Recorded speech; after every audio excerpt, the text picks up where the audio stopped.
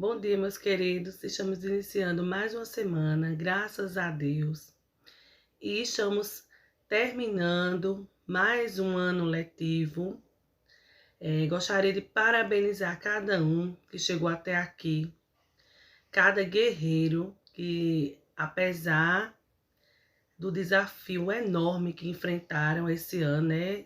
Esse desafio dessa pandemia, não desistiram. Então eu quero dar os parabéns a você que chegou até aqui, que está vendo esse vídeo, praticamente a nossa última aula de gramática, não é isso? E gostaria de dizer a você que você vai conseguir o que você quiser, porque você já é vencedor. Se passamos por esses momentos difíceis e chegamos até aqui, somos mais do que vencedores, tá certo? E desde já gostaria de avisar vocês, deixar aqui o aviso para vocês. Estudem, gente. Estudem para a prova.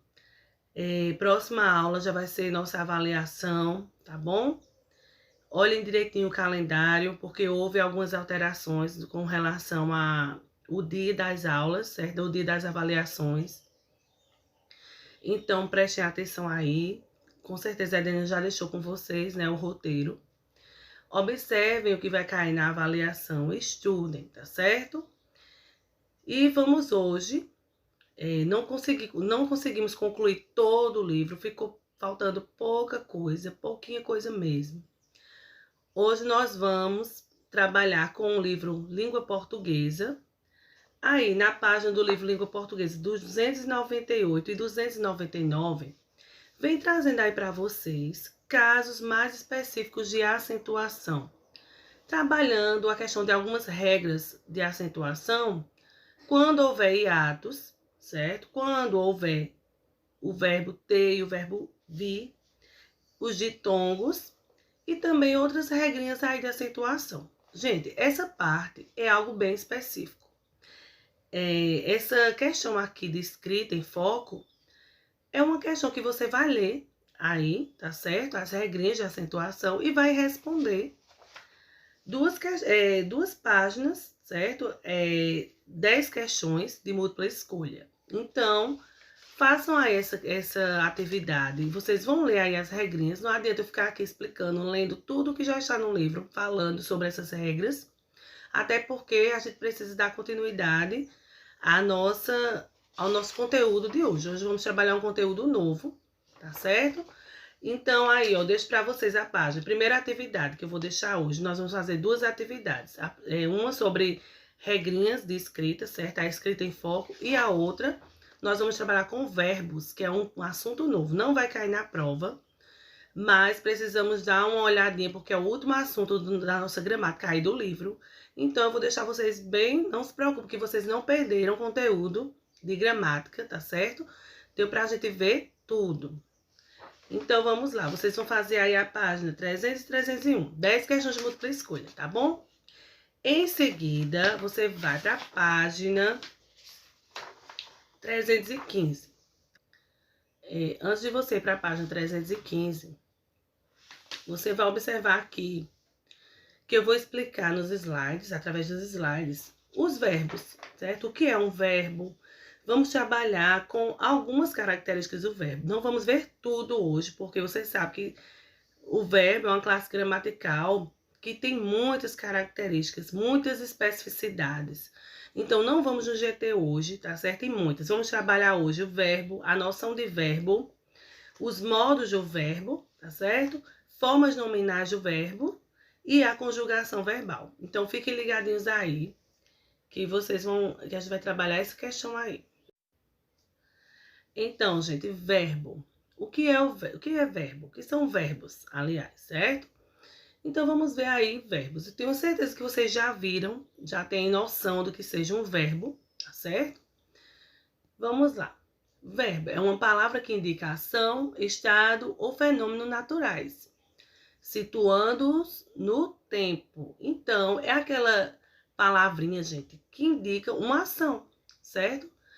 Hoje escovei os dentes, ó. Escovei. Então, já dá aquela ideia de ação, tá certo? Estado, a forma da pessoa estar. Hoje estou feliz, ó, o verbo estar aí, estou feliz. E fenômenos da natureza. Choveu muito ontem à noite. Então, choveu muito ontem à noite. Choveu, então indica um fenômeno da natureza. Situando-os no tempo, ó.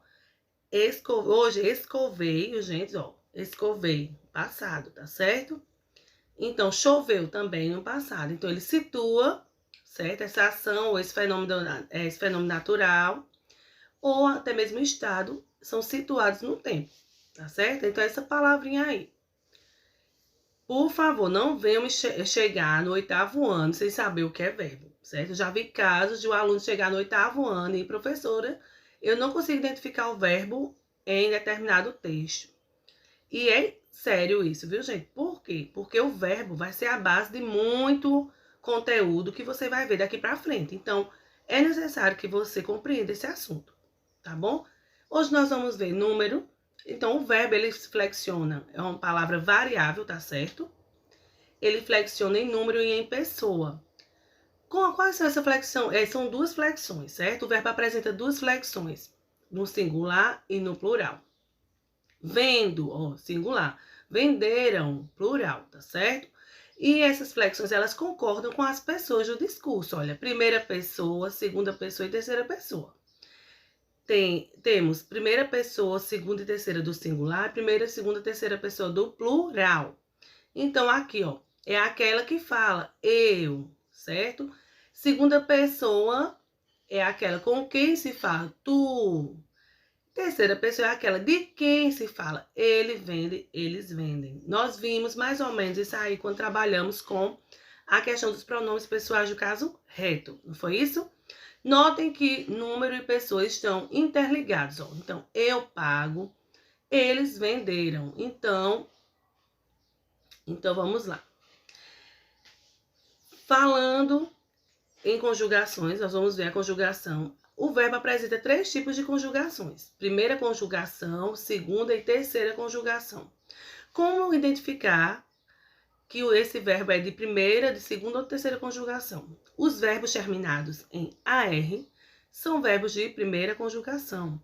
Os verbos terminados em ER são de segunda conjugação, tá certo? E os verbos terminados em IR, de terceira conjugação. Cantar, falar, pensar, primeira conjugação.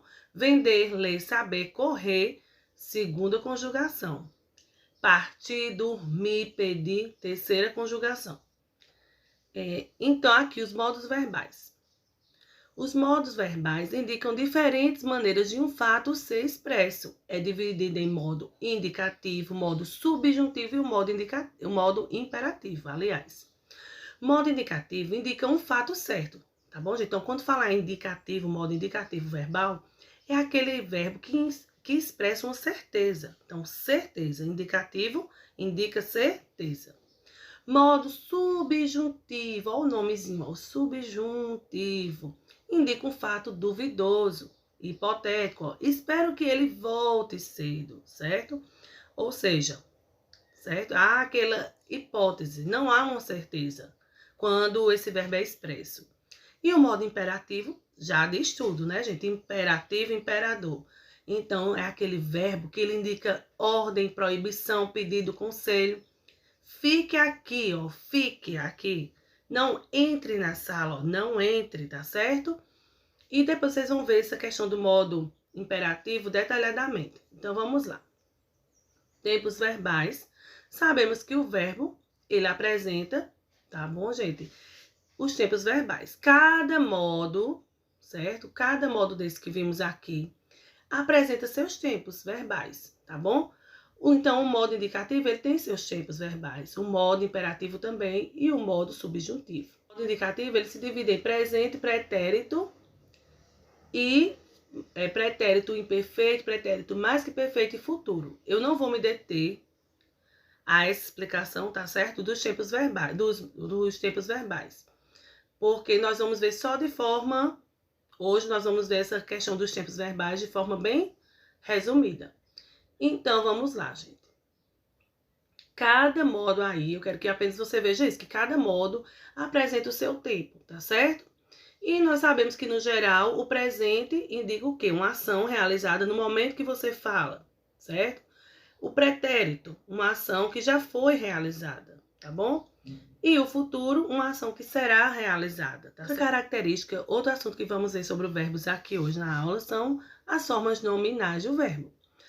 Então, o verbo ele apresenta 3 formas nominais, tá certo? O gerúndio, o infinitivo e o particípio. Então, gerúndio caracteriza-se pela terminação ando, certo? Ando, ó, amando, bebendo, partindo, pondo. Então, são ação verbal em curso, em andamento, ó, comendo, falando, tá certo? Esse gerúndio, é só pensar no círculo, eu sempre falava isso na sala. Infinitivo caracteriza pela terminação R, é o processo verbal propriamente dito, ó, cantar, dormir, falar, e o particípio termina em ido e ado, ado, ido, particípio, ó, bebido, amado, cantado, então é isso aí. Vamos agora, certo, para as questões do livro aqui, que eu vou explicar para vocês bem rapidinho. Então, vamos agora para as questões aqui do livro. As atividades de hoje se encontram na página 315, que vem trazendo aí primeiro uma leitura. Você vai ler esse texto, que tem como título Manguezal, um dos habitats mais ricos do planeta, tá certo? E aí é uma entrevista. Nós vamos ver amanhã, vamos conhecer um pouco desse gênero textual, sobre esse gênero textual entrevista. Mas hoje você já vai dando aí uma lida para se familiarizar com o gênero textual novo. E em seguida, na página 316 do nosso livro Língua Portuguesa, vamos aqui responder algumas questões relacionadas ao texto e também trabalhando com o verbo. Aqui, releia o texto a seguir, retirado do segundo parágrafo. Então, você vai ler aí um trechinho nessa página 316 para responder as questões. É a alternativa A. Qual verbo originou a palavra destacada? Então, esse verbo aí, trazido é de que verbo? Certo? Aqui, ele está no particípio, trazidos. Porém, ele é de que, qual é o verbo que originou essa palavra? Essa palavra representa uma forma nominal desse verbo. Lembra da forma nominal? Identifique nesse trecho o verbo que está flexionado na terceira pessoa do plural. Então, gente, tá simples essa. Essa questão 2 vem trazendo aí para vocês uma cruzadinha bem legal, bem bacana, de boa. Você vai responder aí essa cruzadinha, tá bom? Com exemplos aí do texto. Questões 3, você vai ler, ao indicar ações, estados, fatos ou fenômenos da natureza. Os verbos também expressam a duração do processo verbal, que se dá independentemente da época em que este ocorre. Esse tempo de duração do processo que pode ser momentâneo ou contínuo, eventual ou habitual, completo ou incompleto, etc., corresponde à categoria que chamamos de aspecto verbal. Com base nessa definição, analise a frase a seguir. O mangue é um ambiente muito rico. O mangue está ameaçado. Nessas frases, qual é a diferença de aspecto entre os verbos? Então, coloquem aí, gente. Na frase, um aspecto verbal indica uma qualidade permanente, certo? Então, quando vier o verbo ser aí, dá uma qualidade permanente. E na segunda, ó, está ameaçado, dá aquela característica, certo? Um aspecto de transitório. Então, você coloca aí na frase 2, a qualidade é transitória. Releia o terceiro parágrafo do artigo. Então, você vai reler aqui. Identifique, na alternativa A, identifique as formas verbais empregadas no gerúndio. Lembrando que gerúndios são aqueles verbos terminados em cantando, dormindo, certo? Assistindo. Então, coloquem aí, identifiquem esse gerúndio aí, essas formas verbais no gerúndio e coloquem aí. Vimos que os verbos podem indicar diversas noções. O que expressam essas formas verbais no gerúndio, gente? Expressa o que? Ação, estado, fenômeno da natureza, então coloquem. C. Agora analisando esta frase. Eu tinha filtrado a água. Com relação ao aspecto, qual é a principal diferença entre o gerúndio e o particípio, gente? Então, olha só, eu vou dar essa resposta aí a vocês, fiquem atentos. A oposição entre a conclusão do processo particípio e a representação deste na sua duração no gerúndio é a principal diferença entre essas formas nominais. Então, coloquem. E aqui, finalizando, na página 319, você vai dizer aqui, ó. Leia atentamente as sentenças, classifique o verbo destacado em pessoal ou impessoal. Explique como foi possível chegar a essa conclusão. Gente, o verbo é pessoal quando dá para você conjugar com as pessoas do discurso, certo? E o verbo é impessoal quando trabalha geralmente com fenômenos naturais, tá certo? E que não dá para conjugar com as pessoas gramaticais. Então, observem aí, ó. Se esse verbo aí é pessoal ou impessoal. E coloquem, tá bom? Então, gente, é isso aí. Que Deus abençoe vocês. Até amanhã na nossa aula de redação. Tchau, tchau.